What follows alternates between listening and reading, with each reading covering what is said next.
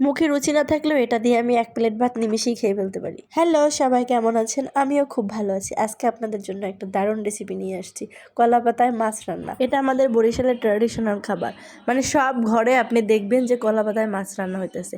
এমন কোনো ঘর নাই যে কলা পাতায় মাছ রান্না করে না।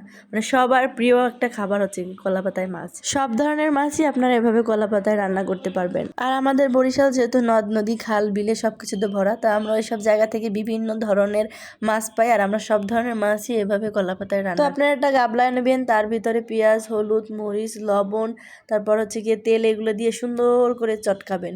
বেশি ভালো করে চটকাবেন, আমি যেভাবে চটকাচ্ছি ওইভাবে।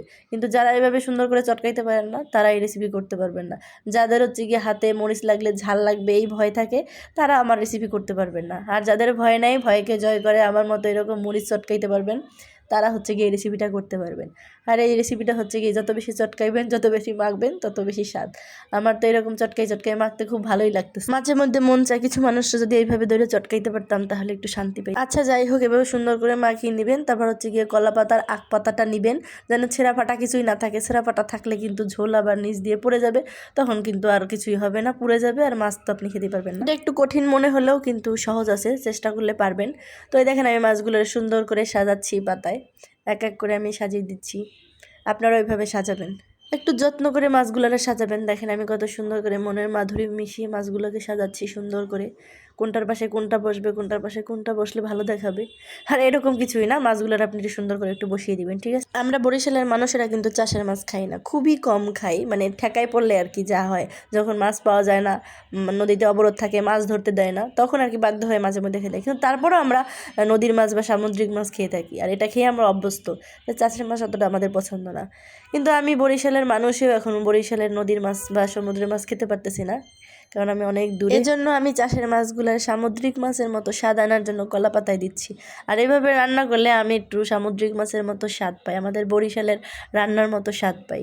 আর আমার যখন মুখে রুচি থাকে না, মানে মাছ খেতে ইচ্ছা করে না, কোনো কিছুতে স্বাদ পাই না, তখন আমি এইভাবে কলা পাতায় মাছ রান্না। আপনারা এখন বলবেন যে আমি এতগুলো কলা পাতা কেন ওইভাবে কড়াইতে দিলাম?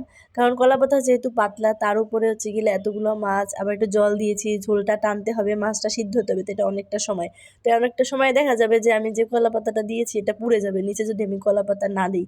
তাই আমি হচ্ছে গিয়ে নিচে অনেকগুলো কলা পাতা দিচ্ছি, যেটা পুড়ে গেলেও নিচের কলা পাতাগুলো পুড়ে। তো এরপর যখন দেখবেন যে মাছ থেকে কিছুটা পরিমাণে জল টেনে গেছে, মাছেও সুন্দর একটা কালার আসছে, মানে অল্প পরিমাণে জল আছে, তখন হচ্ছে গিয়ে আপনি কলা পাতার মাছটা নিচে নামিয়ে ফেলবেন, এই যে আমার মতো। আর মাছটা হচ্ছে গিয়ে এমন একটা পাত্রে নামাবেন যাতে হচ্ছে গিয়ে আপনার মাছটা যতটুকু জায়গা জুড়ে আছে, থালটাও জানি ততটুকু জায়গা জুড়েই আর কি অবস্থান করে। এরকম একটা বেশি বড় থাল নিলে দেখা যাবে কি মাছটা ছড়িয়ে ছিটিয়ে গেছে, তখন মাছ এলোমেলো হয়ে যাবে আর কি।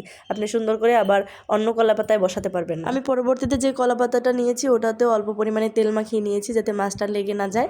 তো আমি মাছের উপরে কলা পাতাটা বসিয়ে আর একটা থাল দিয়ে চাপ দিয়ে উল্টিয়ে দিয়েছি। দেখেন মাছগুলো সুন্দর করে অন্য একটা কলা পাতায় বসে গেছে।